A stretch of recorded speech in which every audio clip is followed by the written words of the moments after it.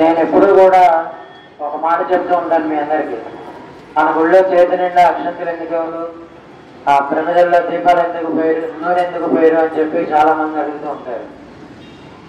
అట్లా పోయటం వల్ల అట్లా ఆ నూనెని, ఆ పసుపు కుంకాలని, అక్షంతల్ని, ఏదైతే సుగంధమైనటువంటి ద్రవ్యం ఉందో దాన్ని మనం అతిగా వాడటం వలన మన దగ్గర ఉన్నటువంటి డబ్బు కూడా అదే ప్రకారంగా వెళ్ళిపోయేటువంటి అవకాశం ఉంది. వాటర్ ఉంది, పాలు కడుక్కునేందుకు వాడతాం. అతిగా పంపు తిప్పి వచ్చి వదిలేసేస్తే కనుక ఆ నీళ్ళు ఎలాగైతే పారుతూ ఉంటాయో అలానే డబ్బు కూడా వెళ్ళిపోతూ ఉంటుందని చెప్పి శాస్త్రంలో చెప్పడం జరిగింది. అందుకని మన దేవాలయంలో ఏదైనా కూడా లిమిట్గా వాడతాం బాగా. అయితే వచ్చిన డబ్బు వెళ్ళిపోతుంది, నిలబడట్లేదు అని చెప్పి చాలామంది చెప్తున్నారు. దానికి ఒక చిన్న చిట్కా ఉంది. ఏంటంటే అది మీరు సంపాదించిన తర్వాత, డబ్బు సంపాదించేటప్పుడు మీరు చాలా మందిని చూస్తూ ఉంటారు. కోటీశ్వర్లు అయిపోయి విపరీతమైన డబ్బు సంపాదించి ఒక్కసారిగా వాళ్ళు మొత్తం డబ్బంతా పోగొట్టుకుని కూర్చుంటారు. కొంతమంది విపరీతంగా డబ్బు సంపాదిస్తారు, ఆ డబ్బుతో సుఖ సంతోషాలు లేకుండా అనేక రకాల ఇబ్బందులు పడుతూ ఉంటారు. మరి కొంతమంది ఆ డబ్బుని సంపాదించిన మార్గం తప్పని తెలిసినా కూడా ఆ డబ్బుని తెచ్చి పక్కన పెట్టుకుని సుఖ సంతోషాలు లేకుండా ఎప్పుడు ఏం జరుగుతుందా అనేటువంటి బాధతో, భయంతో బతుకుతూ ఉంటారు.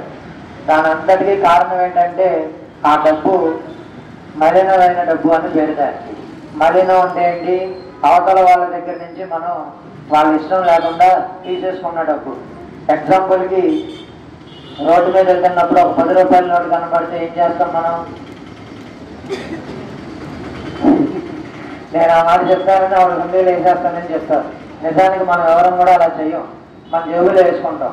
అయితే కష్టంగా రెక్కలు ముక్కలు చేసుకుని కష్టపడి సంపాదించిన మనిషిది అనుకోండి, ఆ 10 రూపాయలు మన దగ్గర నుంచి 1000 రూపాయలు పోతుంది. అందులో అనుమానం లేదు. హుండీలో వేసేస్తే దేవుడికి వస్తుంది కదా అంటే అది దేవుడు చూసుకుంటాడు, మనకి సంబంధం లేదు. మన చేతికి దొరికింది అంటే కనుక అది ఎన్నో రకాలు ఆలోచిస్తే కానీ అవ్వదు. అదృష్టం ఉంటే వస్తుంది అంటారు, కానీ అది అదృష్టం కాదు. మనం చేతికి దొరికిన రూపాయి అవతల వాడి శ్రమ. ఆ శ్రమని మనం అనుభవిస్తున్నా ఉంటే కనుక మన శ్రమని ఇంకొకటి అనుభవిస్తాడు. అది మీరు బాగా గుర్తుపెట్టుకోండి.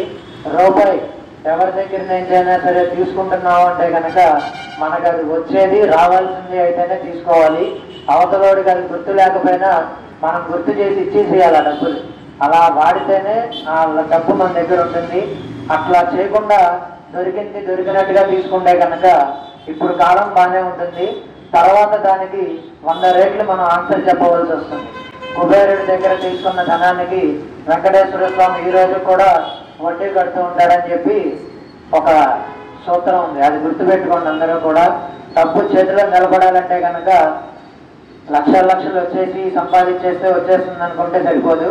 వచ్చే 10 రూపాయలైనా సరే మనం దాచుకునే విధానం తెలిస్తే ఖచ్చితంగా మన దగ్గర డబ్బు నిల్వ ఉంటుంది. ఆ డబ్బు కష్టపడి సంపాదించింది అయితే కనుక మీకు రాసి పెట్టుకోండి, అది ఎక్కడికి పోదు. ఆ డబ్బు మీ దగ్గరే ఉంటుంది. మీ దగ్గర నుంచి వెళ్ళిపోయింది అంటే కనుక అది మీ కష్టార్జితం కాదని అర్థం. దాని గురించి మనం ఆలోచన, ఆశ రెండు కూడా వదిలేసుకోవడం. మనిషి జీవితంలో డబ్బే ప్రధానం కాదు, శ్రమ, మనిషి నోట్లోంచి వచ్చేటువంటి మాట, అతని యొక్క జీవన విధానం మనకి 10 మందికి కూడా ఆచరణీయంగా ఉంటే అది మనిషి జీవితం. డబ్బు తర్వాత ఆన్సర్ చెప్తూ ఉంటుంది. డబ్బే సర్వస్వం కాదు. డబ్బు నిలబడాలి అంటే కనుక ఆ అమ్మవారి యొక్క అనుగ్రహం మన మీద ఉంటే రూపాయి లేనివాడు కూడా కోటీశ్వరుడు అవుతాడు, కోట్లు ఉన్నవాడు కూడా బికారు అవుతాడు. అది పరిస్థితి. జై గణేష్ మహారాజ్ కి. కార్తీక్